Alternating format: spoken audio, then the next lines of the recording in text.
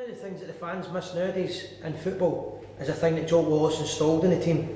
He made sure that the supporter was always number one priority, and I believe every weekend or every second week, the different players were sent to different functions for supporters all over the country.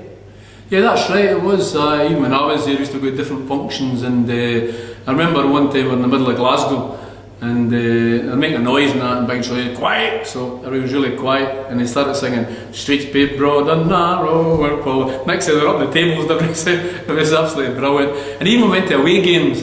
Every away game, we get maybe half a mile from sort of Pataudry or Dens Park, and he shouted to Sam the driver, right Sam, put it on now, and he'd open his window at the driver's side, and all he heard was, follow, follow.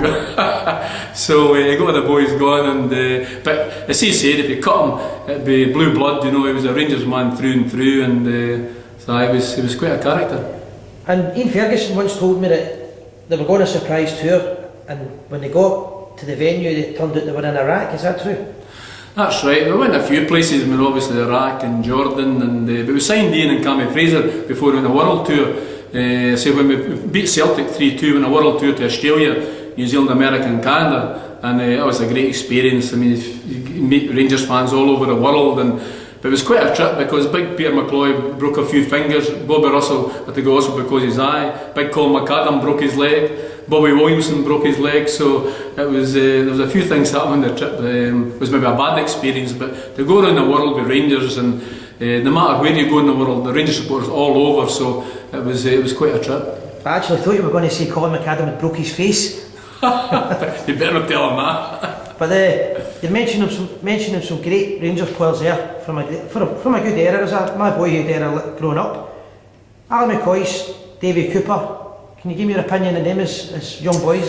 Coist was a great personality, still is a great personality, and obviously he's great in the dressing room and that. But I'll never forget the Dundee game. We went to Dens Park and we drew 2 each. We should have beat them up there, no problem. But back at Ibrox, back John Brown got on the goal, we beat 1-0. But all the chances felt like Ali that day. And of course the Rangers fans started singing, Ali, get it, you know where. And they came in after the game and tears coming down here, you know. And I said to him, you know, you'll win them round, which he did. It was... He did. He was a great player, Coisty, tremendous, and I wish him all the best in management without a doubt. I'm still very friendly with him. But David Cooper was something special because when I left Falkirk to go to Rangers, Big Jock said, the first training session, you take training, Alec. And I took it, and I couldn't believe what I was seeing with David Cooper and like Sir Robert Pritz, Jimmy Nicholl, John McClellan, international players. But David Cooper, you thought the ball was struck to his left peg. It was absolutely brilliant. Just a tremendous player, you know. Wonderful player, and it was great to be involved with someone like that. I mean, people say to me, who's the best player he played with? The best player I played with, and it was Alan Golzini Dundee. He was a great player, both in the ground and there. He went to Tottenham for 72,500. The best player, I wouldn't say a coach, but obviously they were David Cooper, and the best player I ever signed was Kevin McAllister for Falkirk. So I was 22 years in management, but I mean, that's the sort of 3 players that sort of stood out for me, you know.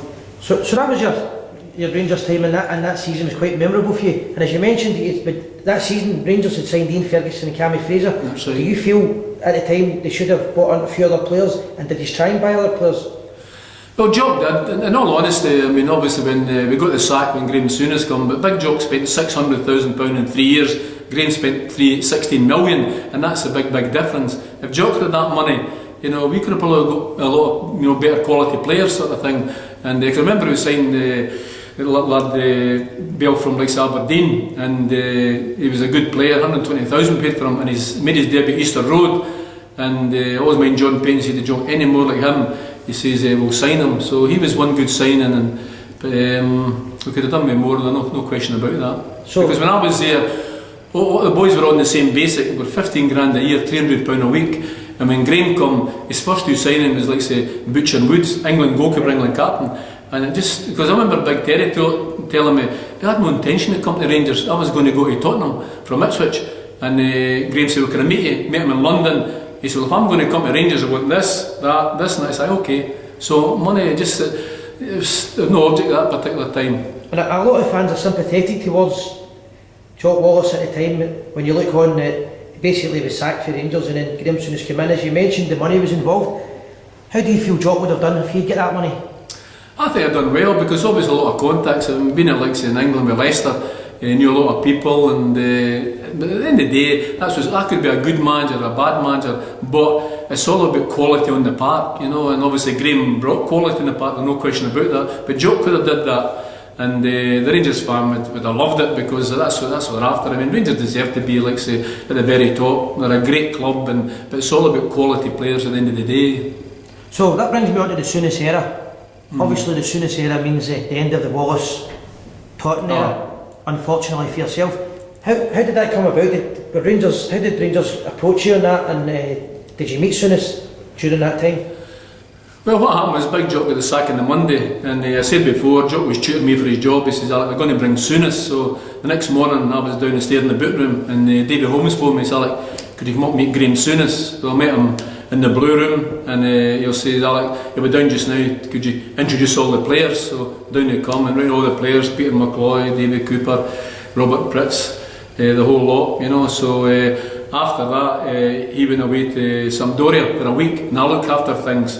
And the following Monday, Campbell Ogley says, I'd like to come round to see David Holmes. There was myself and Stan Anderson, John Haggart, the reserve team coach, and that was us. We were away then. I went back round Ibrox, and I left a note on Watty's desk, wishing him all the best, Watty Smith. And because I've been a Hollywoodler, you know, and his kids are the same as mine, and I knocked on Soonest's door, and I said, I wish you all the very best, you know. So because I didn't know Graham Soonest with Adam, to be honest with you, I never met him before.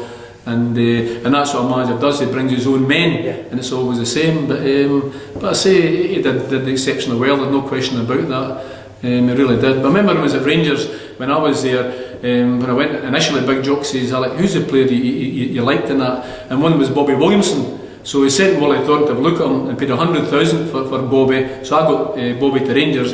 And when I was manager of Alloa, the player that stood for me was a boy called Stuart Monroe.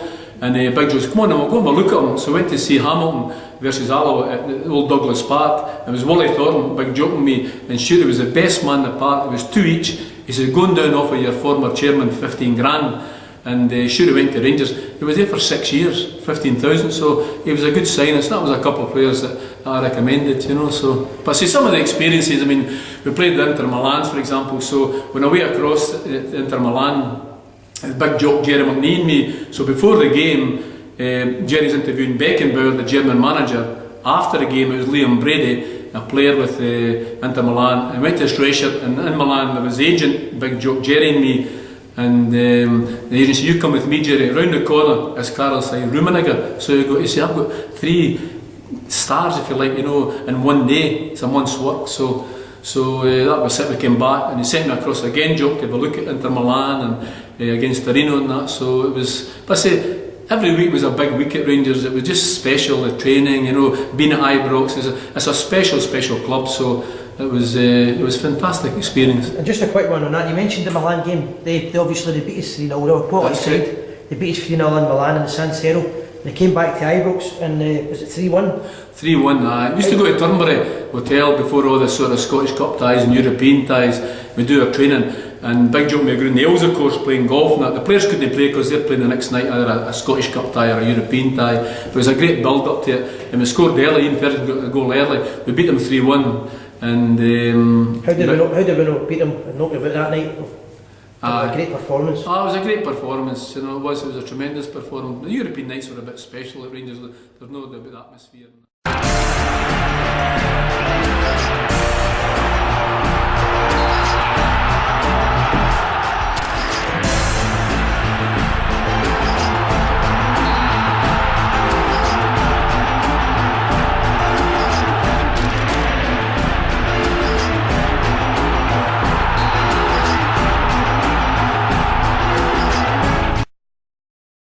E concludiamo il breve panorama italiano con le immagini della partita dell'Inter impegnata in Coppa UEFA.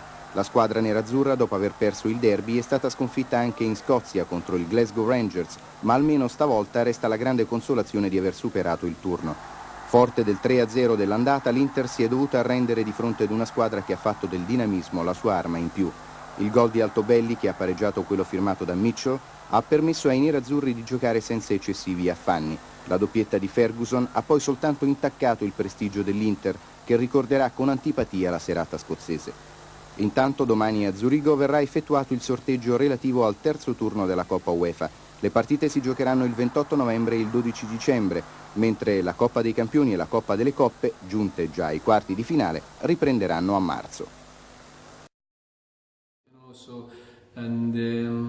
Even leading up to the sort of the playing Celtic as well, we beat Dundee United and Sandy Clark, a goal in Redford and that place. I mean, the noise, unbelievable, you know. So, but the Celtic Rangers games were special. You know, I mean, I'm a great believer in the communication on the park, but you couldn't hear yourself speaking. The noise is just unbelievable.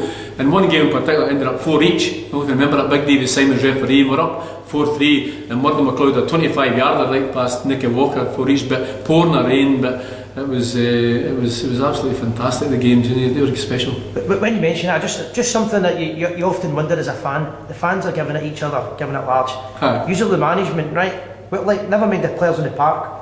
What's the banter like with the management? The Rangers management, the Celtic management, 4 each pair, and the goals are going in each way. Are you winding each other up? And at times we do that, you know, but I've got to be fair and honest. I mean, after every game, whether it's at Parkhead or Ibrox, they come in for like Davy Hay, come in for like a beer or a cup of tea or whatever, you know. So we're always friendly enough. There's no doubt about that. But I say the atmosphere, no firm games is just that cup final I talked about earlier. We beat them 3-2. It was just to walk to the Rangers end after, you know, winning and beating Celtic. I mean, what a feeling that was. It was absolutely tremendous.